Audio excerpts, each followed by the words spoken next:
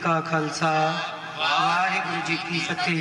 गुरु ग्रंथ साहिब महाराज जी दी पावन पवित्र हजूरी च सवायमान गुरु साध संगत जीओ, वाहिगुरु जी का खालसा वाहिगुरु जी की फतेह। अज का दिन साडियां महान परंपरावां दा और मर्यादावां नूं पालण दा दिन है कि असीं ये संस्था जो सालाना प्रीखियावां तो पहला अरदास दिवस मनाया जा रहा है, ये साडे सारे ही खालसा संस्थावां दी जद तो भी 127-28 साल पहला ये स्थापित हुई। बाकी दारे समय समय नाल बनते गए, पर यह साडी एक साडे नियमावली का हिस्सा है, एक धार्मिक विद्या, स्पोर्ट्स और ये दिन आरंभक अरदास और प्रीखियावां तो पहला अरदास सतगुरां ने, क्योंकि अरदास साडा प्रण भी है, साडी सिक्ख्या भी है। असी अपने वडेरियां नूं भी याद करते हैं, असी काल पुरख नूं भी ध्याउने हैं, असी गुरुआं दी कमाई का ध्यान करके शहीदां मरीदां नूं भी याद करते हैं और असी रोजाना एक दान भी मंगते हैं जिहदे च वसाह दान भी है, भरोसा भी है और खालसा संस्थावां नाल विद्या दान शब्द भी प्रचलित है। और सतगुरां दी क्योंकि इलाही बाणी है, इहदी व्याख्या ते भावें सारी उम्र मनुख करी जावे, पर ये रहमतां ने उस सतगुरां दियां जिन्हां ने सानू ये महान मर्यादा बख्शिश की। असीं उस नियमां दी पालना कर रहे हैं कि नियमां दी पालना करते हुए असीं एक अपने गुरु नाल प्रण करते हैं बच्चे कि जो असीं पढ़िया ईमानदारी नाल पढ़िया और इहनूं फल भी लगे। और सचमुच जदों कोई हिरदे जो अरदास करदा है सतगुरु भी रहमत करते हैं, पर मनुख नूं खुद भी उस रहमत दा पात्र बनने वास्ते ओहो जिहा बर्तन भी बनाउणा पैंदा, चाहे दिमाग रूपी बर्तन होवे, सोच रूपी बर्तन होवे, मन रूपी बर्तन होवे। और इसे लिए गुरु नानक पातशाह कहंदे विद्या विचारी तां परोपकारी। बंदा तां परोपकारी है कि इहने ज्ञान दी विद्या दी विचार कीती है। महान अदारा है जिहदे विच बहुत सारे तुसीं मापे आए हो, मैनूं पता है कि तुहाडीਆਂ ਜਿਹੜੀਆਂ ਸਾਂਝਾਂ चंगी गल है। इस गल दी मुबारकबाद है कि साडीਆਂ संस्थावां विच मापे ਵੱਡੀ ਗਿਣਤੀ ਚ आ के साडी इस अरदास विच जां खुशी दे समागमां च खुशी साਂਝੀ करदे आ।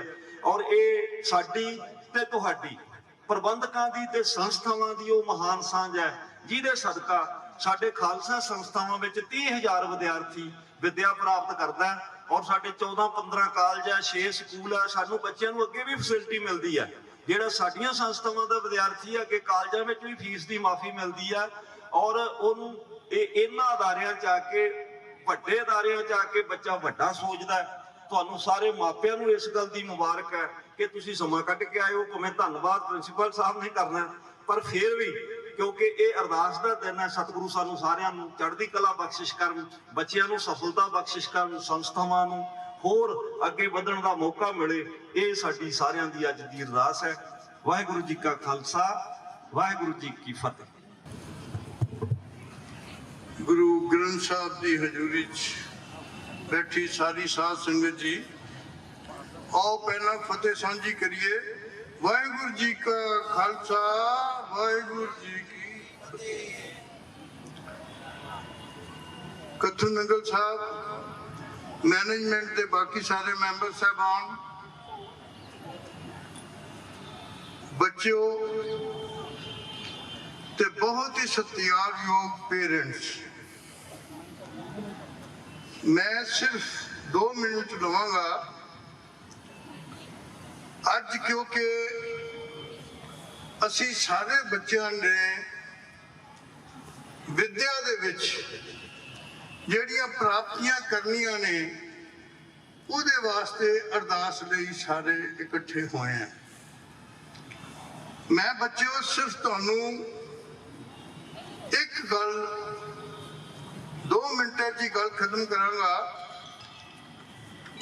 कि जिंदगी च चाहे तुसी स्टूडेंट स्कूल दे हो, चाहे तुसी कॉलेज दे हो, चाहे तुसी यूनिवर्सिटी दे हो, चाहे तुसी होर वोकेशनल एंड प्रोफैशनल वड्डे थां ते स्टूडेंट जाओ बन के जाओ, पर एक गल याद रखिया जे, जिंदगी च कामयाबी वास्ते एक ते ये साडे धर्म की अरदास, दूसरा बच्चों जदों भी एग्जाम च जाओ जिदा दरबार साहब तो आए ग्रंथी साहब जी ने कहा भाई एक काम जरूर करो, सिर्फ 2 मिनट लगते हैं, 5 बारी मूल मंत्र का पाठ करके ते फिर अपने पेपरों वाल ध्यान दो। मैनू पक्का यकीन है कि तुसी बहुत अच्छे नंबर लै सकोगे। जोगो जोग टल साहब श्री गुरु ग्रंथ साहब की गोद विच बैठे परम सत्कारयोग प्यारी साध संगत जी, रसना नूं पवित्र करो ते फतेह दा जवाब फतेह विच दिओ। वाहिगुरु जी का खालसा, वाहिगुरु जी की फतेह। मेरे तो पहला सरदार हरमिंदर सिंह जी ने, भागवानी साहब जी ने ते ग्रंथी साहब ने तुहानूं सारा डिटेल में समझाउण दा यतन कीता। स्टूडेंट नूं ये अरदास दिवस इस वास्ते याद कराई जाती आ कि वो गुरु नाल जुड़न ते गुरु नाल जुड़ के उत्थों सिक्ख्या लैन ते अपने पेपरां नूं करन तो पहलों गुरु महाराज दा आसरा लैके ते शुरू कर। प्यारे बच्चों, बड़े सुभागे हो तुसी कि तुहाडे पेरेंट्स तुहाडे खर्चे अफोर्ड करके ते चंगियां स्कूलों च पढ़ा रहे ने। विद्या एक इहो जी चीज आ, ना भरा बन सकता, ना भैन बन सकती, ना कोई होर बन सकता। ये जिस बच्चे ने हासिल की आ ਇਹਦਾ फल ਉਹਨੂੰ ही मिलना वा। ते मेहनत करके तगड़े होके अपनी पढ़ाई वाल ध्यान दे के ते इस दे विच सफलता प्राप्त करो। एक बेनती बच्चों नूं होर करनी है, पेरेंट्स का बहुत एहतराम करो, बहुत उन्होंने सेवा करो। उन्होंने मुख चो एक भी लफ्ज निकलिया जिहड़ा वा ना तुहाडे वास्ते वरदान आ। ते तगड़े होके पेरेंट्स का ध्यान रखना या बच्चों का ही फर्ज होंदा वा ते इस नूं तगड़े होके तुसीं करो ताकि तुहाडी तलीम दे विच एक ये भी वाधा होवे भी ये बच्चे आप तो वड्डियां दा कितना सत्कार करते हैं ते कितना सत्कार करना चाहिए। इन्नियां गल्लां करदा खिमता जा चुका। वाहिगुरू जी का खालसा, वाहिगुरू जी की फतेह।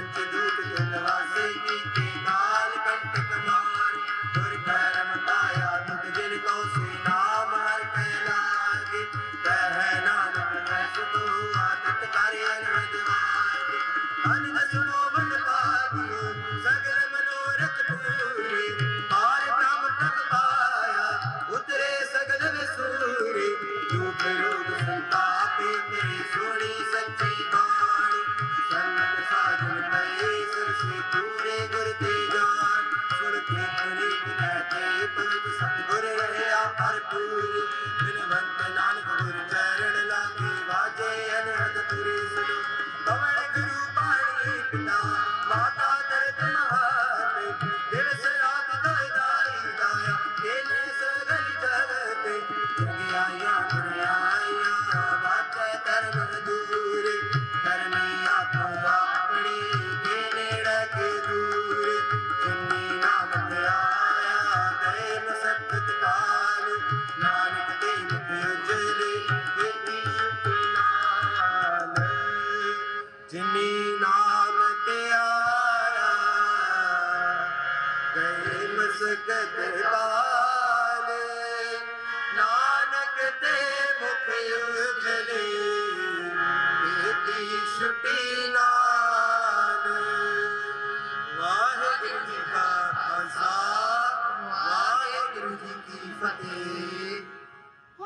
ਅਤੇ ਇਲਾਹੀ ਹੁਕਮਨਾਮੇ ਬਖਸ਼ ਕੇ ਸੰਗਤਾਂ ਨੂੰ ਨਿਹਾਲ ਕਰੋ ਅਤੇ ਹੁਕਮਨਾਮੇ ਅਨੁਸਾਰ ਚੱਲਣ ਦੀ ਸਮਰੱਥਾ ਬਖਸ਼ਣੀ। ਦਰ ਆਈਆਂ ਸੰਗਤਾਂ ਦੀਆਂ ਹਾਜ਼ਰੀਆਂ ਦਰ ਪ੍ਰਵਾਨ ਕਰਨੀਆਂ, ਅੱਖਰ ਵਾਧਾ ਘਾਟਾ ਭੁੱਲ ਚੁੱਕ ਮਾਫ ਕਰਨੀ, ਸਰਬੱਤ ਦੇ ਕਾਰਜ ਰਾਸ ਕਰਨੇ, ਸਹੀ ਪਿਆਰੇ ਮੇਲ ਜਿਨ੍ਹਾਂ ਮਿਲਿਆ ਆਪ ਜੀ ਦਾ ਪਵਿੱਤਰ ਨਾਮ ਚਿੱਤੇ ਆਵੇ, ਨਾਨਕ ਨਾਮ ਚੜ੍ਹਦੀ ਕਲਾ ਤੇਰੇ ਭਾਣੇ। ਵਾਹਿਗੁਰੂ ਜੀ ਕਾ ਖਾਲਸਾ, ਵਾਹਿਗੁਰੂ ਜੀ ਕੀ ਫਤਿਹ। ਬੋਲੇ ਸੋ ਨਿਹਾਲ। ਵਾਹਿਗੁਰੂ ਜੀ ਕਾ ਖਾਲਸਾ, ਵਾਹਿਗੁਰੂ ਜੀ ਕੀ ਫਤਿਹ। सोरठ महला पंजवा। प्रभ की शरण सगल पहला थे, दुख बिन से सुख पाया। दयाल हुआ पार ब्रह्म स्वामी, पूरा सतगुर ध्याया। प्रभ की शरण सगल पहला थे, दुख बिन से सुख पाया। दयाल हुआ पार ब्रह्म स्वामी, पूरा सतगुर ध्याया। प्रभ जियो तू मेरो साहिब दाता, कर कृपा प्रभ दीन दयाला। गुण गावो रंग राता, रहाओ सतगुर नाम निदान दृढ़ाया। चिंता सगल विनाशी, कर कृपा अपनू कर लीना। मन वस्याय विनाशी, ताको बिघ्न न को लागै। जो सतगुर अपने राखे, चरण कमल बसेर दे अंतर। अमृत हर रस चाखे, कर सेवा सेवक प्रभ अपने। जिन मन की इच्छ पुजाई, नानक दास ताकै बलिहारै। जिन पूर्ण पैज रखाई, कर सेवा सेवक प्रभ अपने। जिन मन की इच्छ पुजाई, नानक दास ताकै बलिहारै। जिन पूर्ण पैज रखाई। वाहेगुरु जी का खालसा, वाहेगुरु जी की फतेह।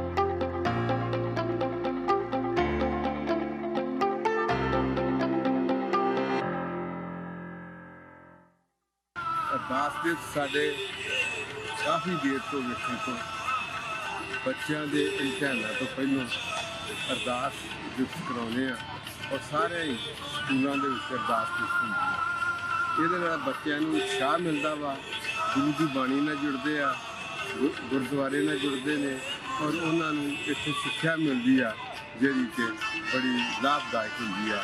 ਔਰ ਇਹ ਹਰ ਸਾਲ ਅਸੀਂ ਅਰਦਾਸ ਵਿੱਚ ਕਰਾਉਂਦੇ ਆ ਕਿ ਬੱਚਿਆਂ ਨੂੰ ਗਾਂ ਪੜ੍ਹਾਈ ਵਿੱਚ ਗਾਂ ਆਪਣੀ ਆਮ ਜ਼ਿੰਦਗੀ ਵਿੱਚ ਉਤਸ਼ਾਹ ਮਿਲਦਾ ਵਾ, ਅੱਗੇ ਵਧਣ ਦਾ।